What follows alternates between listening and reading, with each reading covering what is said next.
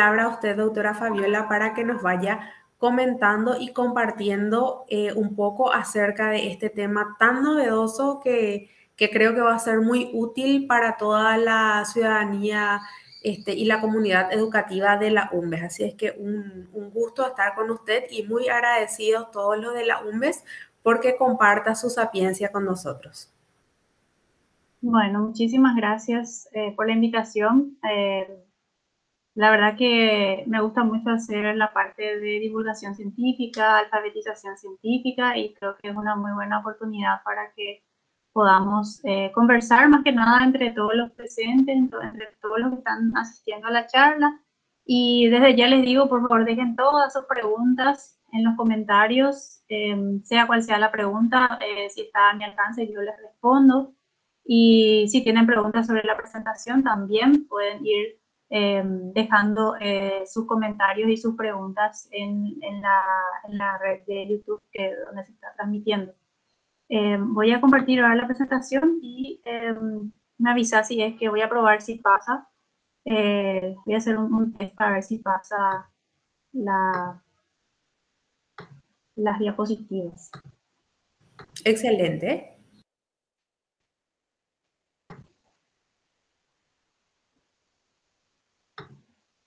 Bueno, ahí puedes ver.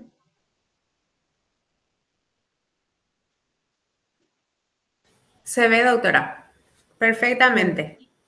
¿Y a correr la presentación? Ya está en la carátula. Ahí corre. Ahí corre. Un poquito con retraso parece, pero voy a ir despacio.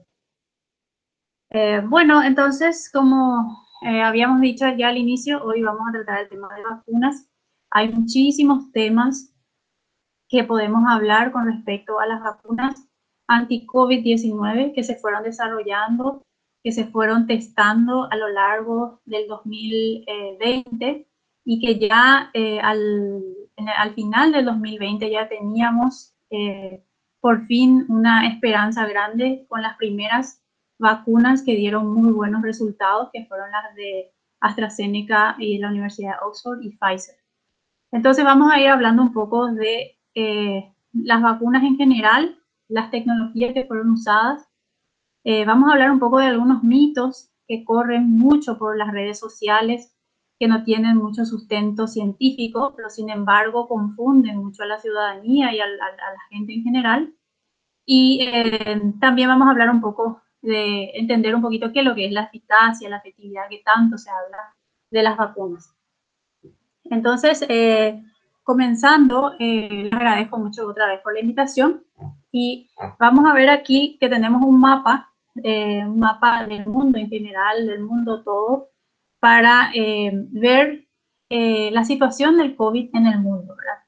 Y acá vemos cómo cuando comparamos este mapa con el mapa que fue mostrado inicialmente o el año pasado, veíamos cómo la situación de las infecciones era muy diferente en los distintos continentes. Y como vemos acá, continúa siendo muy diferente y vemos que Estados Unidos está en un color que indica que hay muchos infectados, así como Inglaterra, por ejemplo, también está indicado que tiene muchos infectados, y lo cual puede resultar un poco curioso, ya que son países que tienen gran cantidad de vacunas disponibles en la comunidad.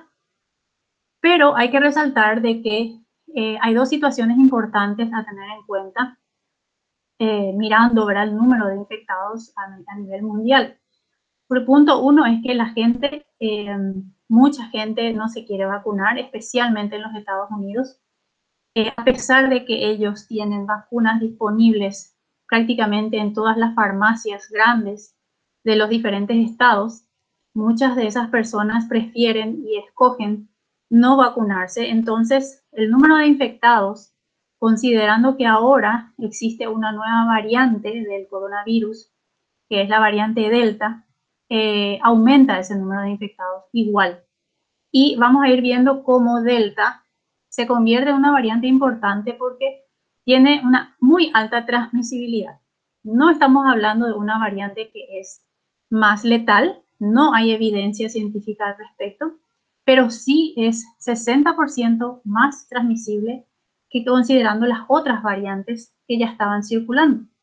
En Paraguay, acá, tenemos un color claro y vemos que la variante Delta aún no ha, digamos, abarcado todo el continente. Sabemos que hay, según el reporte de Vigilancia de la Salud, 49 casos ahora en Paraguay, 49 casos confirmados, lo cual quiere decir que puede haber muchos más asintomáticos ya recorriendo la comunidad, ¿verdad? Entonces vemos cómo Sudamérica en sí tiene todavía un color claro, lo que nos indica que la variante Delta todavía no ha entrado con fuerza a Sudamérica y investigadores de Brasil esperan que en septiembre en São Paulo comience a la variante Delta a tomar más fuerza en ese estado, ¿verdad? Entonces, pasando al siguiente mapa, vemos la situación de la vacunación a nivel mundial y este mapa corresponde a los primeros datos de la vacunación y vemos cómo tenemos un color oscuro para los casos o para los países que tienen muy alta tasa de vacunación. Sin embargo, hay países donde la vacunación es prácticamente nula, como en África, por ejemplo, en el continente africano. Inicialmente hubo mucha disparidad en la administración y en la obtención de las vacunas. Y vemos Paraguay en una primera instancia, ¿verdad? Teníamos muy pocas vacunas allá por marzo y abril. Comenzaron a llegar los primeros lotes, pero no era suficiente y sigue siendo todavía insuficiente para cubrir a toda la población, ¿verdad? Pero vemos cómo Estados Unidos ya mostraba un color oscuro, quiere decir que tenían muchas vacunas disponibles, así como el Reino Unido, ¿verdad? Como sabemos. La situación ahora, en el siguiente mapa, vemos que cómo es la vacunación a nivel mundial ahora mismo. Vemos cómo ha cambiado un poco. África sigue siendo un país que recibe muy pocas vacunas.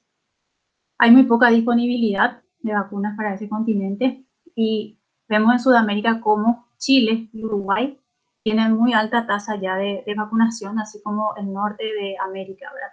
Y Paraguay está arrancando, así como con Bolivia, ¿verdad? Europa vemos que tiene ya un color un poco más oscuro, quiere decir que está aumentando cada vez más la vacunación en esos países, pero todavía hay personas que eligen no vacunarse, lo cual es una cuestión muy complicada porque de esa manera es muy difícil salir de lo que es la pandemia. En la siguiente diapositiva podemos ver que el número de vacunas que actualmente se está desarrollando todavía es el de 112. O sea, nosotros escuchamos mucho las distintas marcas y compañías que se van promocionando o que se van aplicando en los distintos países y siempre escuchamos unas 6, 7 vacunas que se están aplicando en todo el mundo, pero sin embargo son 112 según la Organización Mundial de la Salud que están en desarrollo y 184 vacunas están en una fase preclínica, que enseguida vamos a ver a qué se refiere esta fase preclínica de desarrollo. O sea, imagínense la cantidad de vacunas que todavía están en desarrollo, que muy pronto vamos a tener resultados de algunas de ellas. La producción y la disponibilidad va a ser cada vez mayor a nivel mundial. Entonces vamos a tener todos los países más acceso a las distintas vacunas. ¿Y de qué tipo de vacunas es la que están en fase clínica, las que se están probando en las personas, las que están haciendo los análisis clínicos? Tenemos distintos tipos de vacunas aquí en el cuadro abajo. Podemos ver que hay vacunas que son parecidas a las de Sinovac y Sinopharm, por ejemplo, que son las de virus inactivado, que enseguida vamos a hablar de eso. Tenemos vacunas que son parecidas a las de Sputnik y AstraZeneca. Tenemos vacunas que son parecidas a las de Pfizer. O sea, tenemos toda un conjunto de vacunas que todavía no han sido aprobadas, que están en pleno desarrollo. y que presentan distintas tecnologías. Bueno, y en la siguiente diapositiva vemos cómo es el desarrollo de las vacunas a lo largo del tiempo. Y acá vamos a hablar de las enfermedades en general, ¿verdad? ¿Qué pasa con algunas de las enfermedades que ya tienen vacuna u otras enfermedades que se están todavía investigando desde hace años y no se consigue la vacuna para esas enfermedades? Porque realmente tenemos mucha suerte, ¿verdad?, de que nosotros se pudo conseguir vacuna para COVID-19, porque pudo haber sido el caso, tal vez iba a ser un poco raro, pero pudo haber sido el caso de que no los investigadores se tardaran más en conseguir una vacuna que diese un resultado favorable, ¿verdad? Acá tenemos la suerte realmente de que tenemos una vacuna que está funcionando. Y vamos a ver acá, por ejemplo, malaria. Malaria, desde el año 1880 que se descubrió y está infectando un montón de gente, realmente es todavía un problema enorme. Muchísimas vacunas y tratamientos desde ese entonces han sido investigados, han sido probados, algunos dan resultados parciales, otros finalmente no se llega a un resultado esperado. Y acá, como vemos, no tenemos una línea acá arriba, ¿verdad? Tenemos una malaria y tenemos una línea de color que sigue, pero termina en un color difuso. Quiere decir que continúan las investigaciones de malaria, o sea, todavía no tenemos una vacuna que pueda ayudar, especialmente al continente africano que tanto está sufriendo por esta enfermedad, ¿verdad? También podemos ver en otro caso el sarampión. El sarampión, en 10 años se pudo conseguir una vacuna. El sarampión mató muchísima gente, se estudió mucho el sarampión y en 10 años se pudo conseguir una vacuna que ayudó a cortar la transmisión y ayudar a los enfermos, ayudar a las personas para que no se contagien de esta enfermedad prácticamente mortal y súper transmisible, ¿verdad? Entonces vemos que aquí en este caso 10 años de investigación se realizaron, ¿verdad? Hay otras como la infección por citomegalovirus continúa en investigación y acá al final vemos lo que es COVID-19, ¿verdad?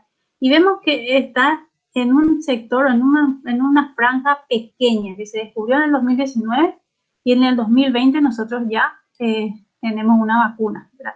Entonces, este tipo de cosas hizo pensar mucho a la gente sobre cómo es posible de que en un año la vacuna contra el COVID-19 esté lista y ya se le esté aplicando a las personas. Y eso tiene digamos, una historia larga por detrás, porque realmente no es una vacuna o no es un tratamiento, mejor dicho, una vacuna que no empezó en el 2019. Nada de lo que se está usando ahora en COVID-19 como vacuna empezó en diciembre o en enero del 2019. Y esto muy poca gente sabe o a muy poca gente le es familiar porque no está, digamos, en contacto con la parte científica, con la investigación científica o qué es lo que hacen los científicos. Y no tiene por qué estar, ¿verdad? A veces son cuestiones de áreas completamente distintas que tal vez las personas desconozcan. Pero ahora, como estamos en pandemia, todo el mundo se interesa más y más por saber qué es lo que se está haciendo y cómo se llegó a eso, ¿verdad? Entonces, la gente comienza a pensar, ¿verdad? Bueno, evidentemente se saltaron etapas, te pueden decir, ¿verdad? Se acortaron las etapas y no sabemos si realmente son seguras, ¿verdad? Suelen decir eso.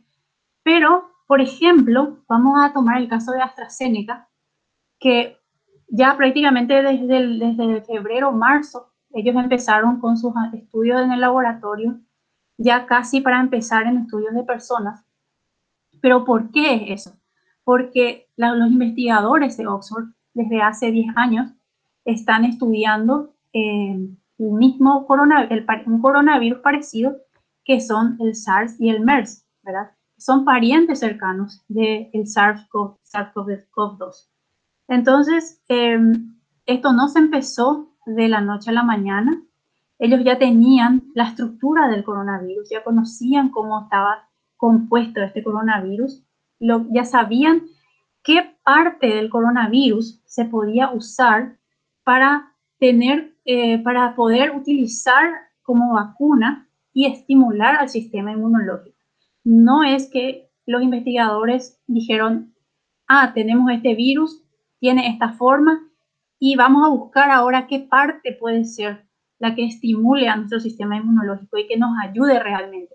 Eso ya tenían establecido. Ellos ya sabían que la proteína Spike del coronavirus podía ayudar a la fabricación de la vacuna y que esa partecita del virus, si entraba en nuestro cuerpo, solamente esa parte, podía estimular al sistema inmunológico. Entonces, ya tenían gran parte del camino recorrido, y desde el momento en que sale la secuencia de genética del coronavirus, ellos ya se pusieron a listar las cosas en el laboratorio para empezar las fases clínicas, que son las fases, son los estudios que se hacen en personas. Entonces, esa es una de las cosas, ¿verdad? ¿Cómo es posible que se haya llegado tan rápido a una vacuna? Bueno, primeramente, como dijimos, ya se tenían investigaciones hechas desde hace años. La vacuna, la tecnología de AstraZeneca, la tecnología de Pfizer, que son tecnologías nuevas, ya se venían estudiando y probando desde hace 10 años. Y inclusive la vacuna contra el ébola, que fue aprobada el año pasado, tiene la misma tecnología que la vacuna de AstraZeneca, de Sputnik, que son parecidas. Entonces ya vemos cómo ya funciona para una enfermedad y lo que hacen es adaptar para otra enfermedad, en el caso del COVID-19. Otro punto importante que acá vemos es que los recursos y el financiamiento que hubo para poder cubrir todos los gastos que implica la fabricación de vacunas estaba disponible para las universidades y para las compañías. Debido a que es una pandemia que ha realmente parado el mundo por prácticamente un año y se ha perdido muchas vidas, entonces los recursos y el dinero estaba disponible para pasar de un experimento a otro, ¿verdad? Como vamos a ver cómo se necesita dinero. Esto no es algo común. Generalmente se necesita mucho dinero para hacer las fases clínicas, y las fases clínicas no se hacen de manera corrida generalmente, sino que tienen sus paradas debido a que termina el dinero y hay que volver a buscar un financiamiento para eso. Y acá vemos, vamos a ver un poquito sobre el desarrollo de las vacunas. En la siguiente diapositiva. Vamos a mirar la parte de arriba y vemos cómo es el desarrollo tradicional de una vacuna y cómo puede llevar, como acá dice, 15 años o más, ¿verdad? Entonces, la primera parte del desarrollo siempre son análisis preclínicos, ¿verdad? Los análisis preclínicos son los que se hacen en el laboratorio, son los que se hacen con animales de experimentación. No puede ser cualquier animal, dependiendo del microorganismo que se está estudiando. Existen animales que son específicos para esos microorganismos, ¿verdad? Todo eso se estudia a lo largo de varios años, y eso fue lo que pasó también con el COVID-19, ¿verdad? Entonces, una vez que se hacen estudios toxicológicos para saber si es tóxico la potencial vacuna que se va a utilizar, todo eso se hace en los animales. Y luego se hace una solicitud de una investigación, ¿verdad? Para entrar a la fase importante, que es la fase clínica o ensayos clínicos, que tiene 3 partes y que ya se realiza en personas. A medida que va pasando las fases de la vacuna, tiene diferentes objetivos. La fase 1 se hace en pocas personas, se testa un poco la seguridad en las personas y se testa también que esta vacuna que se está aplicando sea segura más que nada, ¿verdad? Se hace en un grupo de personas pequeño. Después, en la fase 2 se aumenta el número de personas, se va aplicando un poco más de test para ver el tema de la seguridad. Desde el momento que la vacuna pasa a una fase 3, podemos decir que ya el periodo de seguridad ya fue estudiado en estas dos fases. La fase 3 lo que se hace es estudiar, se aumenta el número de gente primeramente y se hace el estudio de la eficacia de la vacuna, qué tanto esa vacuna le va a proteger a la población. Entonces, esto puede durar mucho tiempo, pero ¿por qué puede durar mucho tiempo? Porque hay veces también en que los investigadores consiguen dinero para hacer la fase 1. Este periodo, digamos, de estudio es la más costosa de la fabricación de las vacunas. Involucra a gente, ¿verdad? A muchas personas, al seguimiento de esas personas que participan en el estudio, a enfermeros, a médicos, a investigadores, a los hospitales y por supuesto ya a las compañías que van a fabricar las vacunas, ¿verdad? Entonces, hay investigadores o hay investigaciones que se consiguen dinero para la primera fase, ¿sí? Cuando terminan los análisis de la primera fase, ellos presentan sus resultados a la comunidad científica y termina el dinero.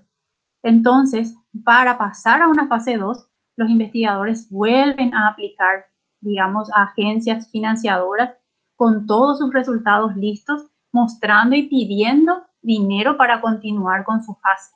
Si realmente es atractivo eso para las agencias financiadoras, ellos ganan, ¿verdad? El dinero de vuelta para hacer una fase 2 o a veces ganan el dinero para hacer fase 1 y fase 2, por ejemplo, y después para una fase 3 puede aplicar de vuelta a la obtención de dinero para hacer una fase 3. Entonces, como se dan cuenta, esto puede durar mucho tiempo porque aplicar a un dinero para obtener y hacer una investigación no se consigue en 2-3 meses. Esto puede durar de 6 a 1 año.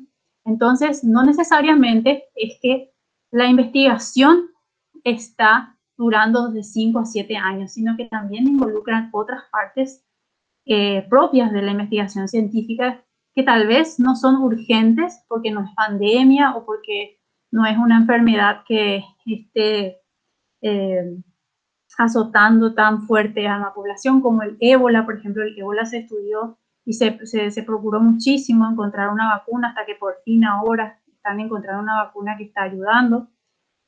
Bueno, y cuando termina esta fase, se vuelve a una solicitud de licencia biológica y empiezan a analizar las agencias reguladoras. Ahí empieza otra vez un análisis exhaustivo, tanto de, por ejemplo, la FDA, que todo el mundo conoce, que es la que revisa todos los resultados, revisa todos los análisis de seguridad, de la eficacia de la vacuna, de la potencial vacuna a ser aprobada. Y luego se hace una producción a gran escala con una compañía que esté dispuesta a fabricar, ¿verdad?, esta vacuna. Entonces ahora, comparado con lo que pasó con el SARS-CoV-2, vemos que hay algunas diferencias, ¿verdad?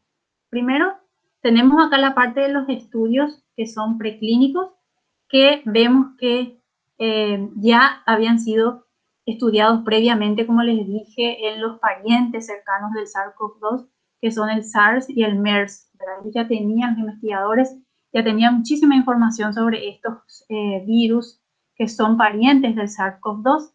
Entonces, estas investigaciones duraron meses, no duraron años, porque ya tenían muchísima información al respecto. Luego pasaron a las fases. Las fases también es importante saber que se pueden solapar, o sea, se pueden hacer al mismo tiempo, como aquí vemos la fase 1 y la fase 2. Ya se hicieron al mismo tiempo, viendo la seguridad de la vacuna, un poco sobre la toxicidad también, pero se hicieron al mismo tiempo y hay estudios, hay artículos científicos donde van a ver que se habla sobre fase 1 y fase 2 de la vacuna tal, que dicen los artículos científicos. Eso quiere decir que esos estudios se hicieron casi solapados, ¿verdad? Y la fase 3 ya, inmediatamente cuando se tenían los primeros resultados ya de la fase 2, pasa a la fase 3, donde se testó la eficacia de la vacuna, y esa sí, la fase 3 sí es un poco más demorada, puede durar un poco, algunos meses, ¿verdad? Porque, como vamos a ver enseguida, hay que esperar a que los voluntarios se infecten naturalmente en su día a día, ¿verdad?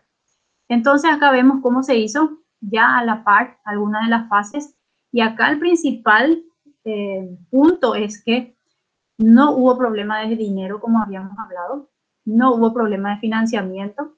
Prácticamente el mundo entero en la parte científica estaba trabajando con esta vacuna, con estas investigaciones. Creo que nunca en el mundo todos los investigadores se volcaron, los investigadores, digamos, que trabajan en la parte de virología y parasitología, se volcaron al estudio de un mismo microorganismo. Entonces, ninguna universidad, ningún gobierno que estaba involucrado en la participación de la producción o de la fabricación de la vacuna, dejaron de contribuir dinero para que esto pueda salir lo más rápido posible.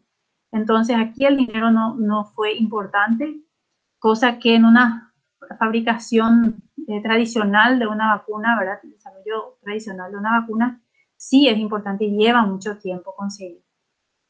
Y acá vemos cómo la producción a gran escala ya se hizo, apenas se tuvo la fase 3 lista, la eficacia. Inclusive algunos tenían eficacia preliminar, ¿verdad? Resultados preliminares de la fase 3, ya comenzaba la producción en masa, ¿verdad? De los lotes de las diferentes vacunas que alcanzaban una eficacia esperada, ¿verdad? Y las agencias reguladoras, en este caso, no dieron una licencia a las vacunas, porque eso lleva por lo menos 6 meses, ¿verdad? Lo que hicieron es una aprobación de emergencia, que es una vía distinta a la licencia de las vacunas.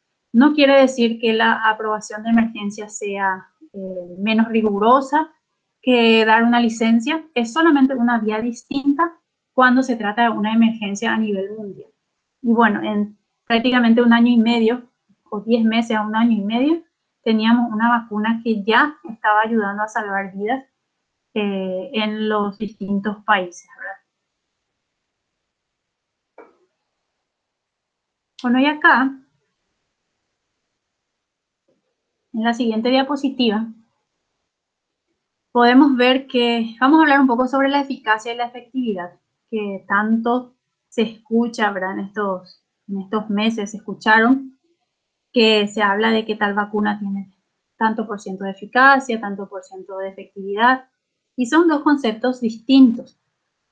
En primer lugar, vamos a hablar de la eficacia. Vamos a centrarnos en el tema de la eficacia y vamos a ver que la eficacia, ¿verdad? Lo que se quiere lograr es saber qué tanto la vacuna va a proteger a la población de una infección, en este caso, del COVID. Y para llegar a la eficacia hay una metodología, ¿verdad?, científica que se sigue y que involucra a dos grupos de personas o dos grupos de voluntarios que se ofrecen, por supuesto, ¿verdad?, para los test de estas vacunas. Y son el grupo de placebo y el grupo de vacunados. El grupo de placebo es el grupo de personas que va a recibir una vacuna que es solamente una solución salina, por ejemplo, o es una vacuna distinta, completamente distinta a la de COVID-19, por ejemplo, o a la vacuna que se está probando. Es una vacuna para otra enfermedad, por ejemplo, para vamos a suponer como ejemplo, para la fiebre amarilla, que se aplica en el grupo placebo, ¿verdad? Y este grupo placebo, y después tenemos el grupo de las vacunas, de los vacunados, con la potencial vacuna, ¿verdad? Ninguna de estas personas saben que recibieron. Eso es muy importante en este tipo de ensayo que se llama doble ciego, porque es tanto los voluntarios, ¿verdad?, no saben que recibieron, y la gente que aplica la vacuna, que también participa en el estudio, ¿verdad?, y que la aplica a los voluntarios, tampoco sabe qué están administrando. Inclusive los médicos que están cerca de los voluntarios, ninguna de esas personas en los hospitales sabe a quién se le está dando la vacuna potencial o a quién se le está dando la solución salina, por ejemplo. Y esto se hace para evitar cualquier desviación que se pueda tener sin querer, por ejemplo. Porque nosotros somos humanos, podemos equivocarnos, podemos tener algunos bias, como se dice.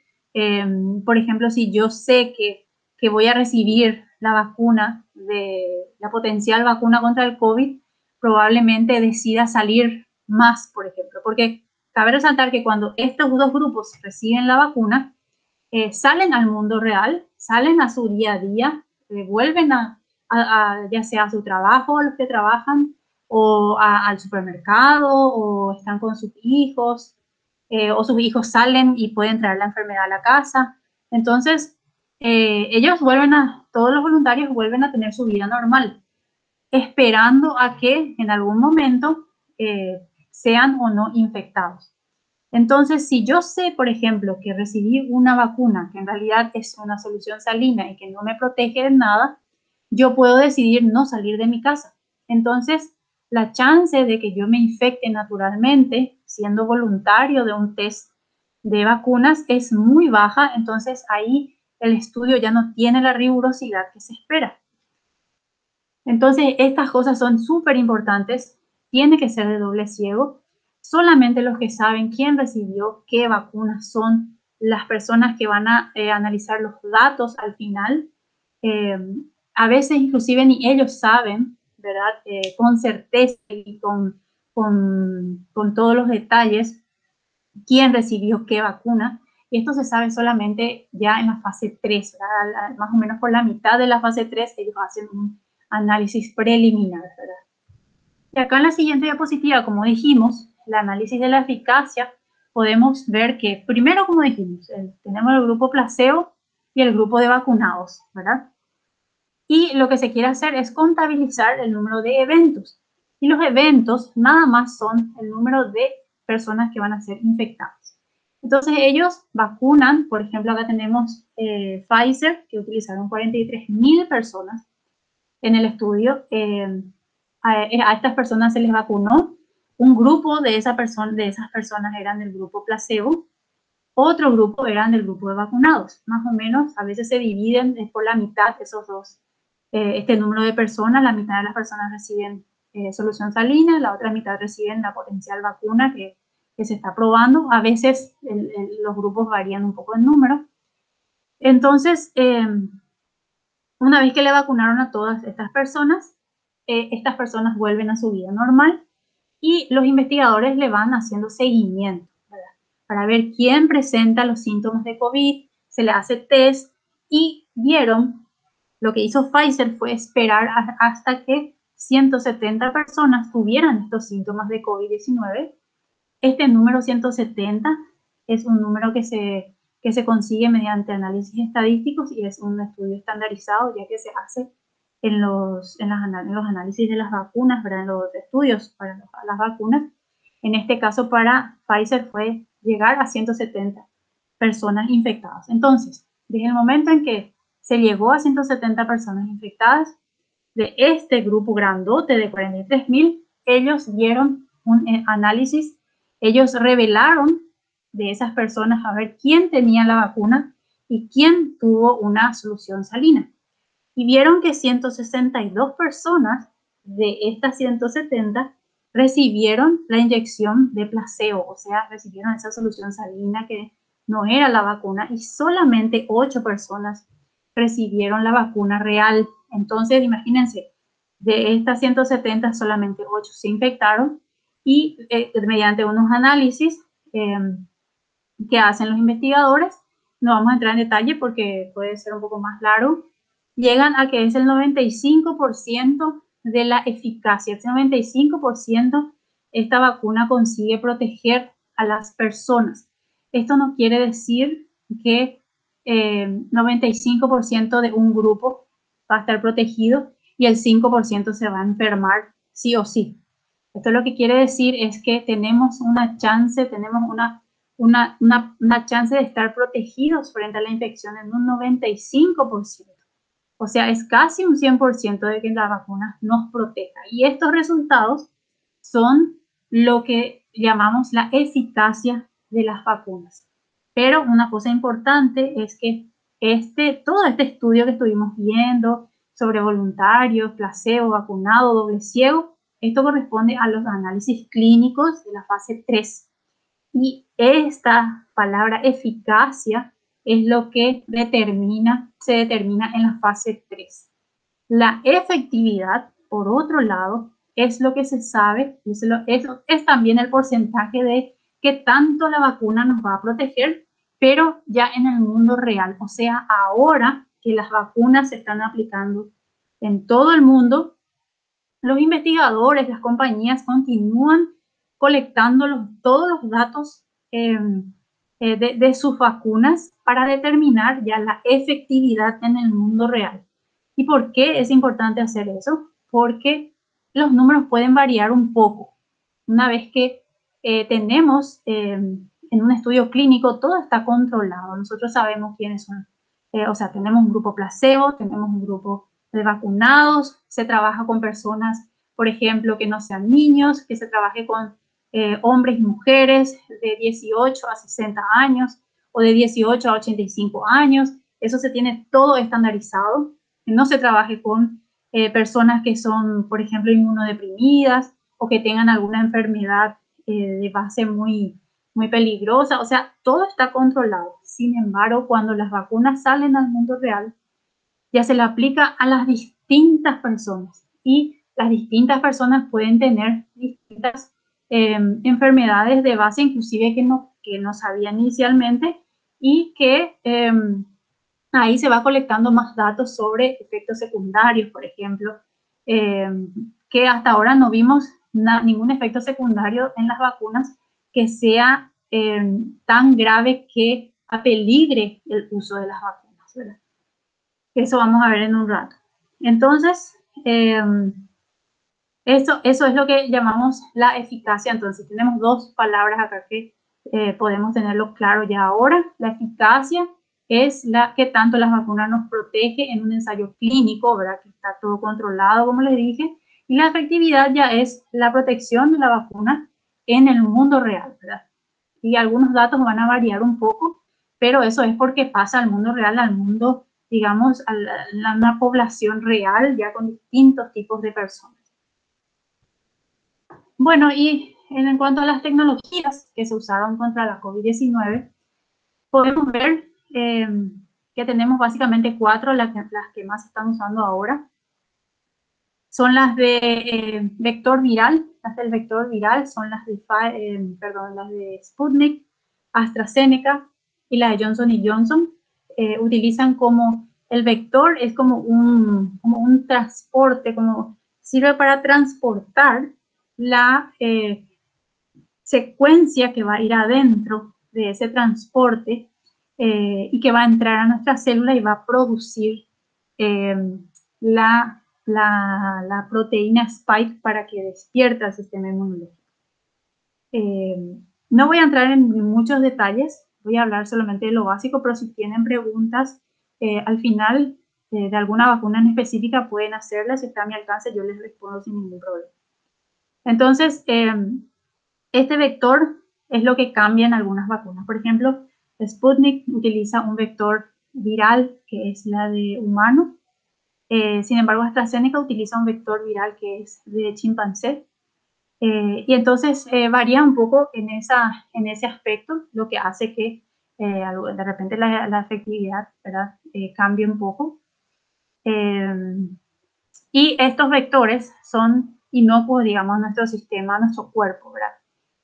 No son peligrosos de ninguna manera. El adenovirus que se utiliza, por ejemplo, en Sputnik es un resfrío común y el de AstraZeneca también el cuerpo no lo identifica como un potencial peligro para nuestro cuerpo. Después tenemos las vacunas de ARN, que son las vacunas más nuevas. Como les dije, son nuevas, pero tienen ya 10 años de estudio y de uso, digamos, no en personas, pero ya en el laboratorio se conocían muy bien. y estas son las de Pfizer y Moderna, y van a salir más probablemente. Son vacunas muy, muy fáciles de realizar aparentemente, y si hay que realizar algún cambio debido a la entrada de alguna variante que apeligre, ¿verdad?, las vacunas existentes, son las más fáciles de modificar y de adaptarse a nuevos cambios. Después tenemos otra vacuna que es la de virus entero, ¿verdad?, que son las vacunas más viejas, las más utilizadas durante décadas, que son las de Sinovac, Sinopharm, Covaxin, por ejemplo, que utilizan el virus completo, pero este virus está inactivado, ya no tiene la capacidad de infectar a la célula, ya no tiene la capacidad de replicarse, de multiplicarse dentro del cuerpo. Lo que hace es ingresar y estas partículas, las spike, ¿verdad?, que es la proteína de la corona del coronavirus, es lo que hace que nuestro organismo lo identifique como un cuerpo extraño y produzca los anticuerpos.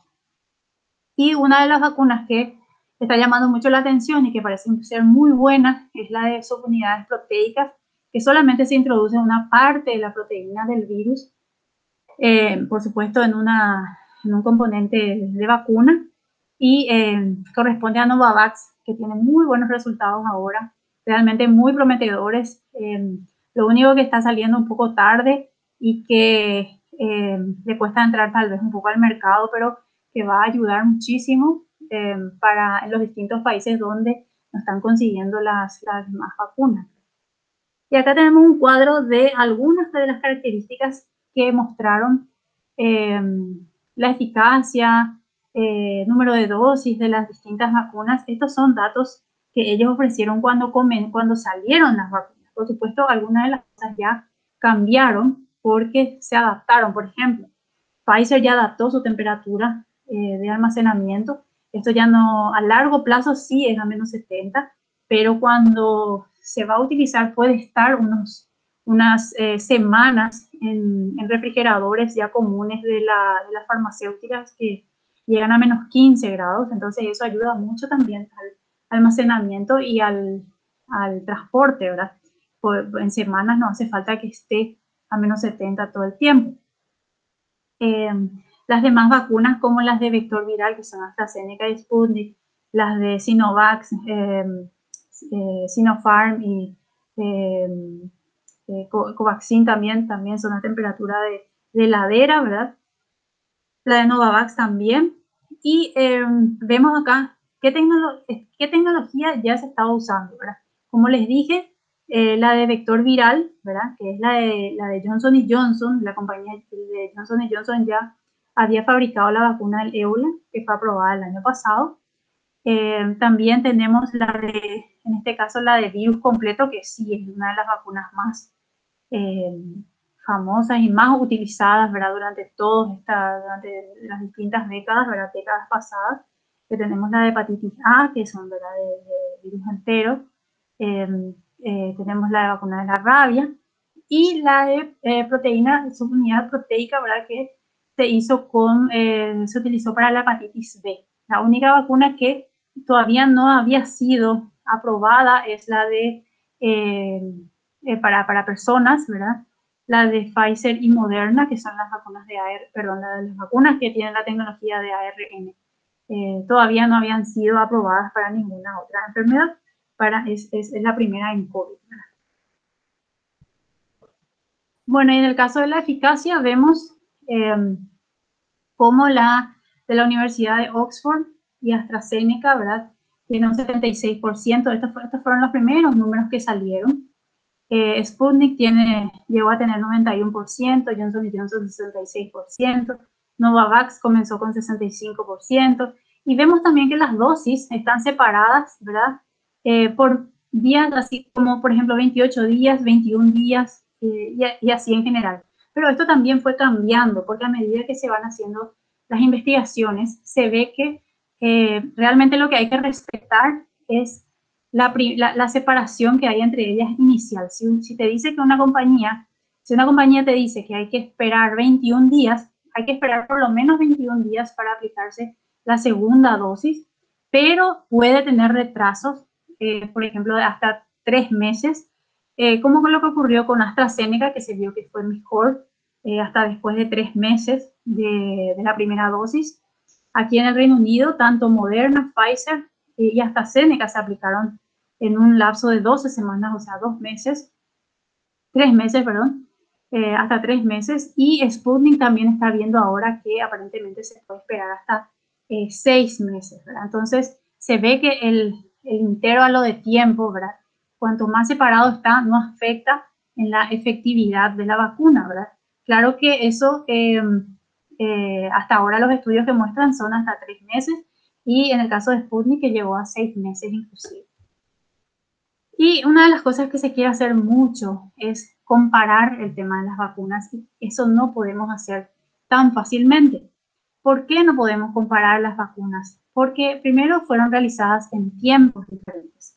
Quiere decir que una vacuna comenzó sus análisis, por ejemplo, sus estudios el año pasado cuando circulaba un tipo de variante. Sin embargo, otra vacuna comenzó sus estudios en enero, cuando era otra la variante que estaba circulando. Entonces, tenemos esas diferencias que hacen que no se puedan comparar directamente las vacunas. Por el tema de las variantes y por el tema del tiempo también no podemos comparar directamente porque los estudios clínicos a veces son un poco diferentes, ¿verdad? Existen algunos datos que consideran de manera distinta entre una vacuna y otra. Entonces, por eso no podemos comparar los resultados directamente entre vacuna y vacuna. Y también tenemos que se hicieron en áreas geográficas distintas. Algunos se realizaban en Brasil, otros se realizaban en la India, otros se realizan en el Reino Unido. Entonces tenemos grupos geográficos distintos que hacen que no pueda ser totalmente comparable. Y como vimos bien, estas vacunas son distintas, ¿verdad? Son de tecnologías diferentes y que no pueden ser por eso comparables tan fácilmente. Bueno, y ahora vamos a hablar un poquito de algunas confusiones que hubo, especialmente con la vacuna Sputnik últimamente y la Sputnik Light, ¿verdad?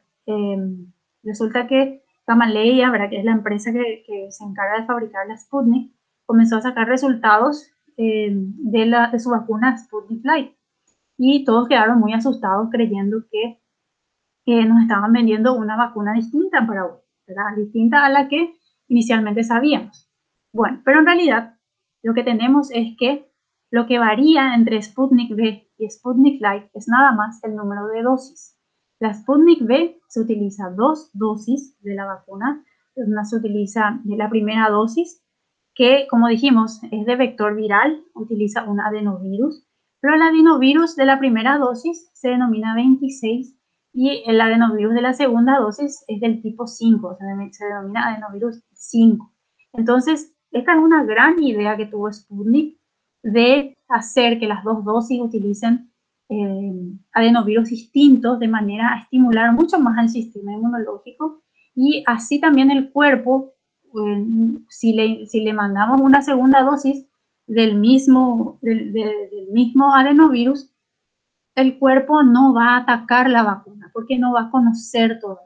Entonces, esa es una gran idea que tuvo Sputnik. Sputnik es una vacuna muy buena de 2 dosis y es la vacuna que se está utilizando en Paraguay.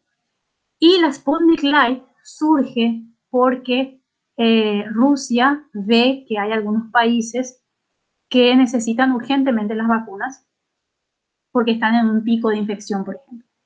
Entonces se manda una sola dosis para poder ayudar a ese momento de gran contagio que hay en algunos países, pero simplemente lo que es Sputnik Light es la primera dosis de la Sputnik V, o sea, la primera dosis de Sputnik Light, o sea, la dosis de la Sputnik Light es el adenovirus 26.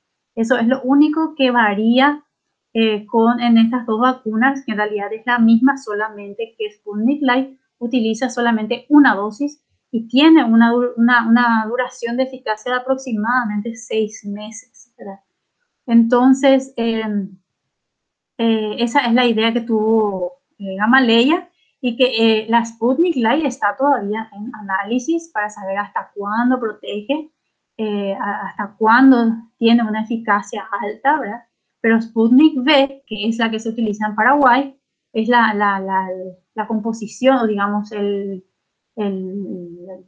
las dosis que se utilizan en Paraguay, ya tienen unos resultados científicos publicados en revistas científicas, ¿verdad? Entonces, tiene más respaldo científico, ¿verdad? No hay nada que preocuparse con el tema, con lo que sacó Gamaleya, porque en realidad ellos nada más quieren utilizar los resultados o algunos datos de los distintos países, no solo de Paraguay, para saber cómo funciona la primera dosis de la Sputnik V, ¿verdad?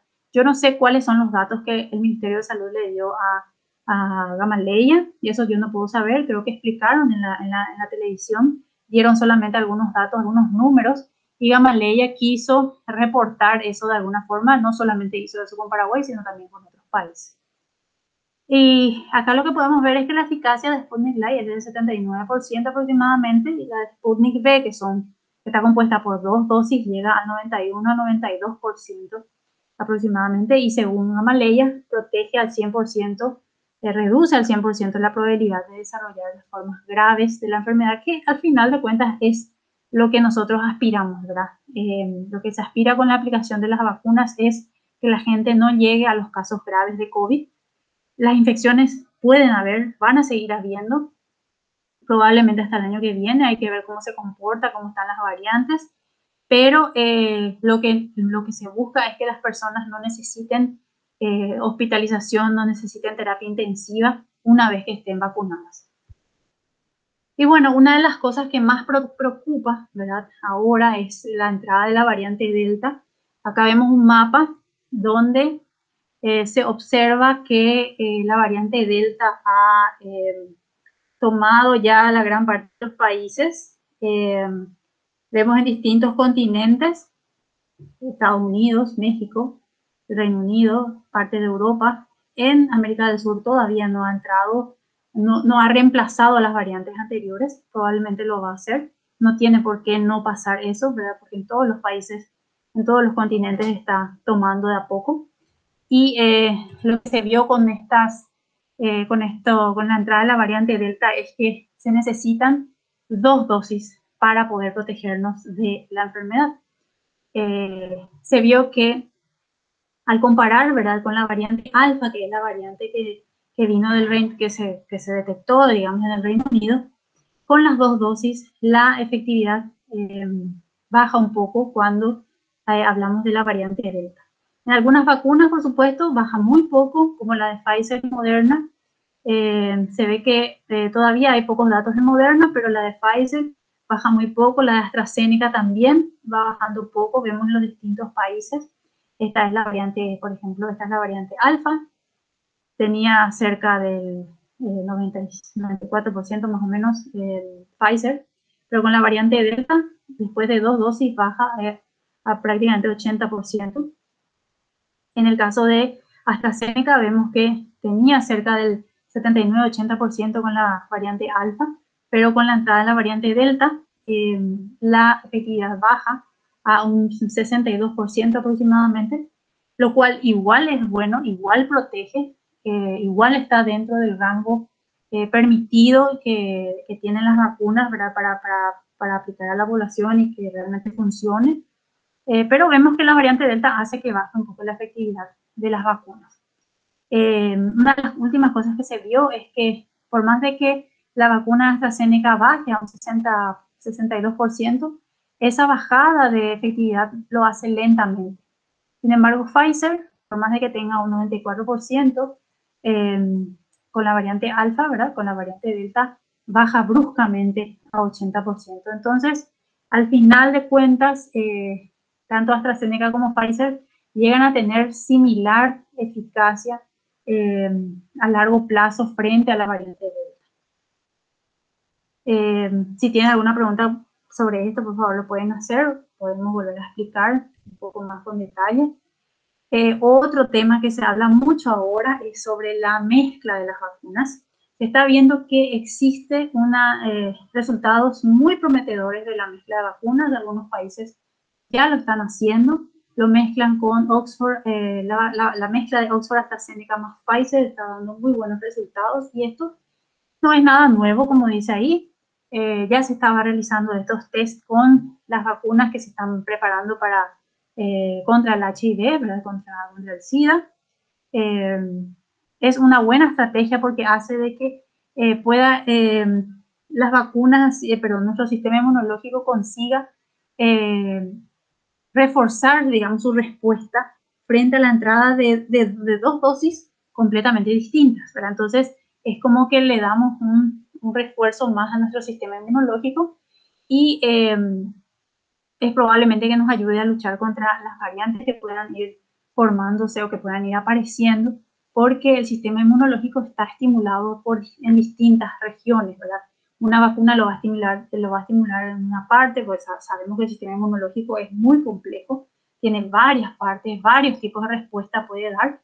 Entonces, una de las vacunas, una de las dosis puede estimular o una parte del sistema inmunológico y la otra dosis puede, que es una vacuna distinta, estimula otra parte del sistema inmunológico, lo cual hace que nuestra respuesta sea mejor. Y hay algunas que ya se están probando, como el Sputnik, más Moderna, Sputnik y AstraZeneca y Novavax. Oxford AstraZeneca es la que más se está utilizando como segunda dosis o primera dosis de vacunas.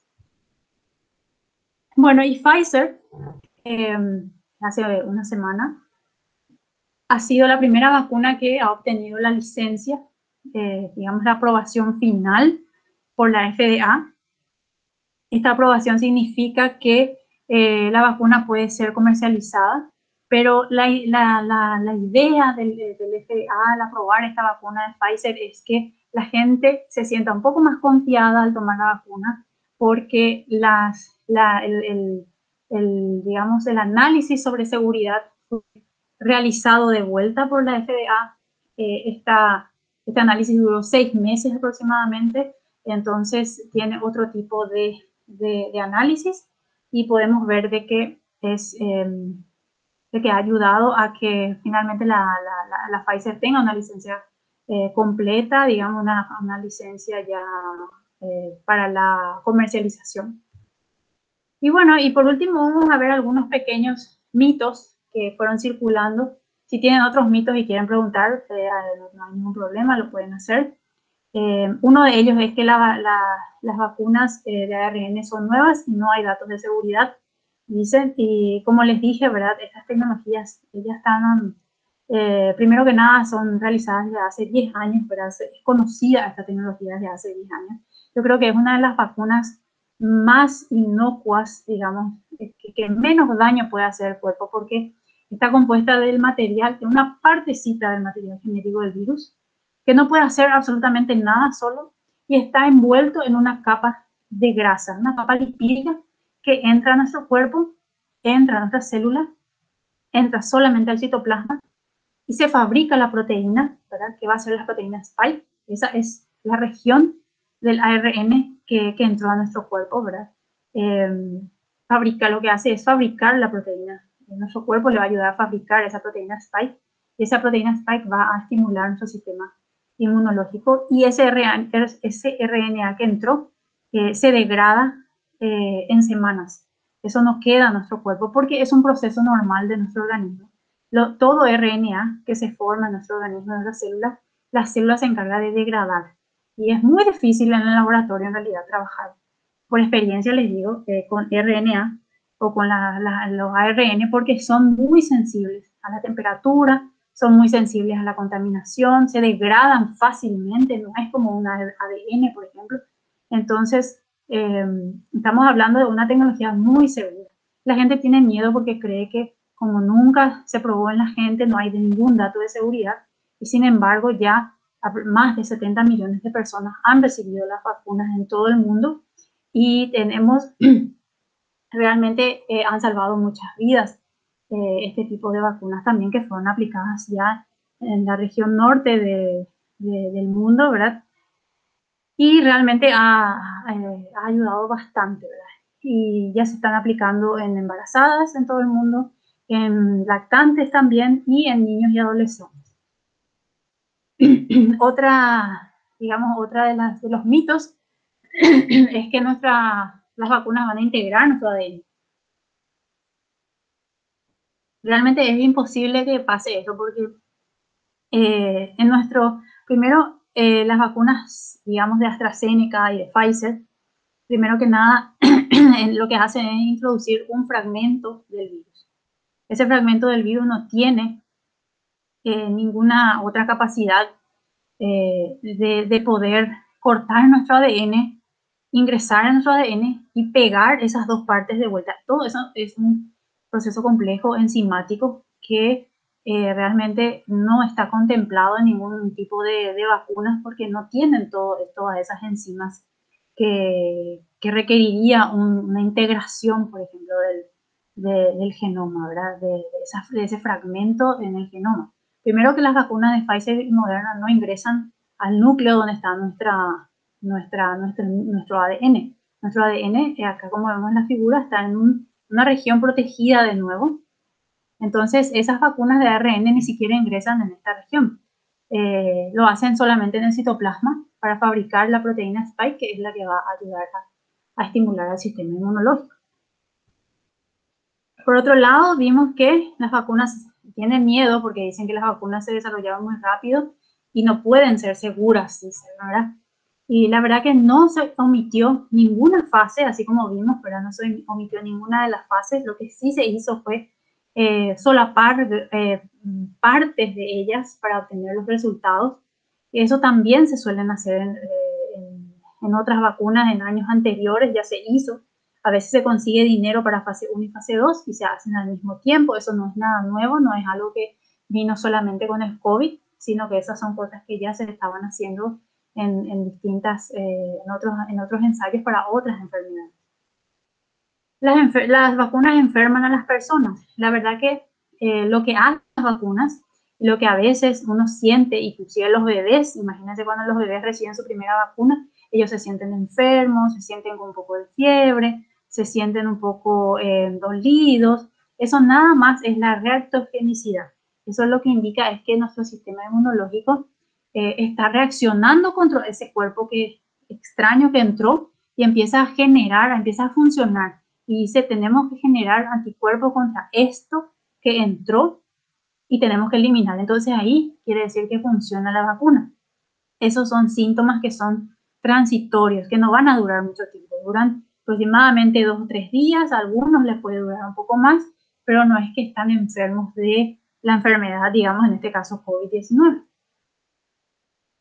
Otro mito también es que las vacunas pueden afectar la fertilidad de las mujeres. Eso sí que es un mito porque vemos que aproximadamente en los estudios de Pfizer, muchas mujeres que participaron del estudio han quedado embarazadas después, algunos ya sus hijos ya han nacido. También muchas de las mujeres que participaron del estudio no sabían que estaban embarazadas y tomaron la primera dosis y después algunas tomaron inclusive la segunda dosis. Ellas no sabían que estaban embarazadas y no pasó absolutamente nada. Y esos fueron los primeros datos que salieron en embarazadas. Por eso se aplican en embarazadas Pfizer y Moderna, porque en sus estudios clínicos ellos contaron con algunas mujeres que tomaron la vacuna, eran voluntarias, recibieron la vacuna y no sabían que estaban embarazadas. Entonces, ellos fueron los primeros datos, digamos, disponibles en embarazadas. Y de ninguna manera ha afectado la fertilidad, no hay ningún dato al respecto, no hay ninguna evidencia al respecto. Otra cosa es que dicen que una vez que tenga la vacuna contra COVID puedo dejar de usar mascarilla y las precauciones recomendadas. Eso es falso. Una vez la vacuna lo que nos está ayudando a evitar las hospitalizaciones y los casos graves. Uno se puede infectar, sí, uno se puede infectar, pero puede que nos tome muy leve, ¿verdad? A eso es lo que estamos apuntando ahora. Por eso no hay que dejar, ya que estamos en pandemia todavía, hay países que tienen una gran circulación del virus, por eso es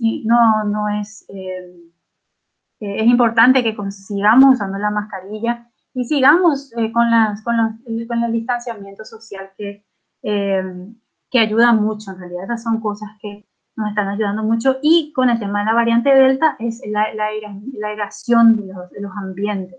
Tiene que hacer correr el aire porque de esa manera se dispersa cualquier partícula o cualquier aerosol de virus que pudo haber quedado. Lo que más se recomienda con Delta es la aireación, ¿verdad?, de los ambientes cerrados. Si ya tuve COVID-19, ¿es necesario que me vacune? Sí, la respuesta es sí. Uno de los últimos resultados muestran que personas que se han infectado y se han curado y que después reciben la vacuna tienen mucho más anticuerpos todavía que las personas que no se han infectado y que reciben la vacuna. Entonces es sumamente importante que aunque se hayan infectado, reciban la vacuna. Y uno de los últimos es el tema del 5G, ¿verdad? Que dicen que la vacuna está relacionada a esta nueva tecnología de celulares, ¿verdad? Y la verdad que el tema de 5G ha empezado ya en el 2019, pero mucho antes de que empiece la pandemia. Esto se ha empezado a instalar en ciertos países ya en abril o mayo del 2019, cuando ni siquiera sabíamos de que íbamos a padecer una pandemia que está durando casi 2 años. Entonces, realmente no tiene mucho sentido hablar de esta tecnología 5G en las vacunas, porque no hay forma de que en una vacuna tan pequeña se pueda introducir absolutamente nada más que el fragmento de material genético que va a estimular nuestro sistema inmunológico. Y estas 5G están siendo utilizadas ya mucho antes de la pandemia, ¿verdad? Entonces, sabemos también que el COVID está en los países donde ni sueñan en tener 5G todavía, como son países de África, por ejemplo, y sabemos que hay países de África que están padeciendo muy gravemente por el tema de la pandemia, también el tema de COVID-19, donde no existe el 5G, ¿verdad? Entonces hay que dejar este tipo de creencias porque no tienen sentido y lo único que afecta es que asusta a la gente y no se quiere vacunar. Y las consecuencias que vemos que causa, ¿verdad?, la COVID-19 pueden ser muy, muy graves. Por un lado, uno puede fallecer y por otro lado puede tener COVID de largo plazo, quiere decir que uno demora mucho en recuperarse y eso se está viendo en algunos de los infectados que tuvieron que hospitalizarse, salieron, pero que les lleva muchos meses recuperarse completamente y no sabemos si se van a poder recuperar por completo. Cuando tuvieron en terapia intensiva por mucho tiempo y consiguen salir de terapia, los efectos que deja este virus en el cuerpo son muy grandes y al cuerpo le lleva mucho tiempo recuperar la salud completa, digamos. Y bueno, con esto yo termino mi presentación y estoy abierta a cualquier pregunta, si puedo responder con mucho gusto. Muchísimas gracias, doctora Fabiola, por esta excelente presentación. La verdad que impresionante, ¿verdad? Así como nos fue relatando todo en un lenguaje que todos podemos comprender, inclusive la gente que no estamos en el ámbito de la medicina, ¿verdad? Y eso es un don que usted tiene. Tenemos una consulta de Lins Barbosa que pregunta, ¿y si las vacunas no dan ningún efecto, ya sea de fiebre y de otras cosas, quiere decir que no funcionó? No quiere decir que no funcionó. Nada más que hay personas que, digamos, tienen más efectos, digamos, esos efectos secundarios de la vacunación, son más susceptibles tal vez a esos efectos secundarios, pero no quiere decir que la vacuna no funcionó. Inclusive, como dijimos, las vacunas pueden estimular distintas partes del sistema inmunológico y una de las partes importantes es la respuesta o las células T, ¿verdad?, que son las que van a dar la respuesta, pero son células de memoria. Las células de memoria son las que pueden reconocer, por más de que entre de vuelta al virus, ellos van a reconocer igual, ¿verdad?, a este agente extraño, microorganismo extraño. Así que no se preocupen si no tuvieron efectos secundarios. Igual la vacuna es probable que haya dado su efecto. Otra consulta, doctora, como que la Sputnik V es una de las vacunas que se aplicó en mayor cantidad aquí en Paraguay y está en falta, ¿verdad?, actualmente, sobre todo para la segunda dosis que se tiene que aplicar a fines de septiembre y primeros días de octubre, ¿verdad?, que son alrededor de 300.000 personas. esa mezcla de Sputnik V podría realizarse, usted dijo con Moderna o Oxford AstraZeneca, pero también podría ser con Pfizer o no hay estudios al respecto. Y todavía no hay estudios con Pfizer, tengo entendido que todavía no hay estudios con Pfizer, hay sí con AstraZeneca. Y encima AstraZeneca y Sputnik tienen la misma tecnología, solamente que el vector viral, ¿verdad? Es diferente, entonces puede dar un muy buen resultado. Pero este tipo de cosas todavía no se han habilitado en Paraguay. Yo imagino que la gente que trabaja los especialistas en vacunación van a analizar los resultados y van a analizar probablemente los resultados que se obtuvieron en países que hicieron esta combinación para tener toda la seguridad y para dar toda la seguridad a la población de que se puede hacer eso. Y en realidad es algo que leyendo a los especialistas, digamos, en vacunas, es algo que puede ser muy común, ¿verdad? No es algo de qué preocuparse. Esta combinación de vacunas no tendría por qué ser peligrosa para nada y es más, probablemente va a estimular más al sistema inmunológico. Entonces, yo creo que sí hay falta de Sputnik, Sputnik V, ¿verdad? Es probable que el Ministerio de Salud decida hacer esa combinación de vacunas. Y es más, en países donde se está aplicando la tercera dosis, se está aplicando una vacuna distinta a la que recibieron en su primera composición de vacunas. Quiere decir, la gente que recibió AstraZeneca en la primera y en la segunda dosis, su tercera dosis va a ser Pfizer, por ejemplo. Entonces no va a ser la misma vacuna, sino que va a ser una vacuna distinta para poder ayudar más al sistema inmunológico.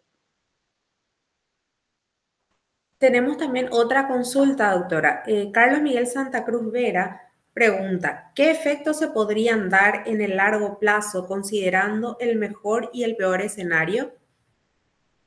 Y el mejor escenario sería que las vacunas nos den una inmunidad de por lo menos 2 años o más, ¿verdad? Eso sería lo ideal y eso se está pensando, se está barajando esa posibilidad, están esperando, ¿verdad? Solamente el tiempo eso nos va a poder decir, pero sí existe la posibilidad de que eso, ¿de dónde sale eso, verdad? De los estudios de SARS, el primer SARS que se estudió, parece ser que las personas que se infectaron con SARS y que sobrevivieron, tuvieron una inmunidad a largo plazo, entonces inclusive creo que hablaban de 5 años.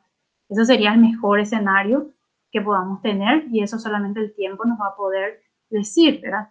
El peor escenario es que las vacunas duren 8 meses a 10 meses eh, y que tengamos que vacunarnos, no sé, cada año 3 dosis, por ejemplo. Yo creo que eso podría ser el peor escenario, pero dentro de todo, no es tan peor escenario porque tenemos las vacunas, ¿verdad?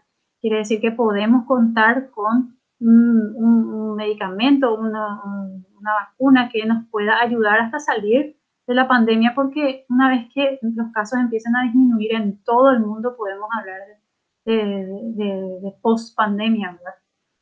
Entonces, hay que esperar y esperemos realmente que sea por lo menos 2 dosis cada año. Estaríamos ya bastante satisfechos, ¿verdad? Para evitar las hospitalizaciones y los casos de fallecimiento, ¿verdad? En las personas, ¿verdad? Eso sería por lo menos lo ideal, ¿verdad? Ojalá que sea más. Y en el caso de los niños, doctora, en Paraguay se estuvo vacunando a partir de 12 años los que tienen enfermedad de base. Pero ¿eso se podría bajar el rango de edad o no hay estudios al respecto?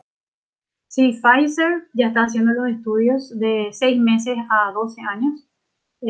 Así que vamos a ver, ya este año seguro van a salir los resultados sobre ese estudio clínico que se está haciendo. Eh, bueno, sería muy bueno que también los niños se vacunen porque ellos son los que tienen que ir a la escuela, tienen que juntarse con los compañeritos. Al juntarse con los compañeritos, se juntan con otras familias, ¿verdad? Sin querer, ¿verdad?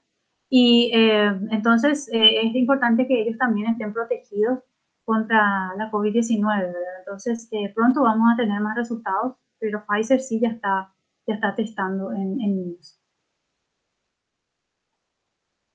Y para terminar, ¿qué mensaje usted le dejaría a toda la población paraguaya, sobre todo a aquellos que recibieron su primera dosis y que después no están acudiendo a los vacunatorios para completar ese ciclo, ¿verdad? ¿Y cuál es su mensaje para esas personas, doctora? Y yo creo que tenemos mucha suerte de que podamos contar con una vacuna que nos ayude a salir de esta situación. Tenemos mucha suerte suerte y realmente gracias a los investigadores que años se han puesto esfuerzo en estos estudios, en los distintos estudios que ayudaron a que la vacuna salga rápido. Y no debemos desaprovechar esta oportunidad.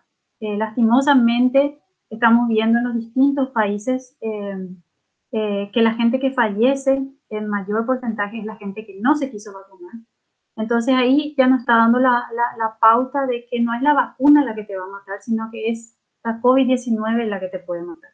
Entonces hay que vacunarse, hay que tener un poco más confianza en los científicos que realmente dedican su vida y todos los años de su vida en investigaciones que duran muchísimos años. Y entonces, que no tengan miedo al aplicarse la segunda dosis. La primera dosis les va a dar una protección, ¿verdad? Pero la segunda dosis les da una protección a largo plazo, lo cual es muy importante porque esto puede significar de que con 2 dosis sea suficiente durante un año y no necesitemos, por lo menos durante un año, o puede ser más también. Eso vamos a ir viendo con el correr de los meses. Entonces, no se preocupen para recibir la vacuna. La seguridad está publicada en la mayoría de las vacunas y pronto es probable que entre la variante Delta. La variante Delta es sumamente transmisible, hay que tener mucho cuidado, ya sabemos cómo tenemos que cuidarnos, usar tapabocas, no aglomerarnos, pero sí es 60% más transmisible comparado con las demás y las 2 dosis de vacunas es la que nos va a ayudar. Una sola dosis no nos protege contra Delta. Entonces es sumamente importante que se tomen las 2 dosis de las distintas vacunas que recibieron las personas. Muchísimas gracias, doctora, y en nombre del rector de la Universidad Nacional de Villarrica del Espíritu Santo, profesor Magíster Simón Benítez Ortiz, le damos las muchísimas gracias. Estamos más que agradecidos con usted por compartir este espacio de aprendizaje con nosotros, aclararnos todas las consultas y las dudas que teníamos sobre el tema de las vacunas COVID-19, ¿verdad? Que es un tema tan actual y queremos expresar nuestro agradecimiento y nuestro orgullo también, ya que usted es paraguaya, ¿verdad? Y eso a nosotros nos llena de orgullo, que tenemos muchísimo talento nacional y estamos en el camino de la investigación científica, que no es fácil realizarla aquí en Paraguay, pero creo que con el tiempo y con personas así como usted que están destacando a nivel internacional, vamos a ir creciendo en lo que es la ciencia y la tecnología aquí en Paraguay. Muchísimas gracias, doctora. Muchísimas gracias a ustedes por la invitación y espero que hayan aprovechado, ¿verdad? Los que pudieron asistir a la charla y cuando quieran estamos disponibles acá para cualquier consulta o cualquier charla que podemos ayudar para conversar entre todos. Muchas gracias y ojalá que este sea el comienzo de varios momentos que podamos compartir con usted también para ampliar nuestros conocimientos sobre el tema de las vacunas y sobre otras cosas que vayan surgiendo también, así como la evolución de esta enfermedad. Así es que muchas gracias y a todos los que nos siguieron en esta transmisión en vivo, gracias también por compartir este espacio de aprendizaje. Nos volveremos a encontrar próximamente en el ciclo de alfabetización científica de la Dirección de Investigación de la UNDES.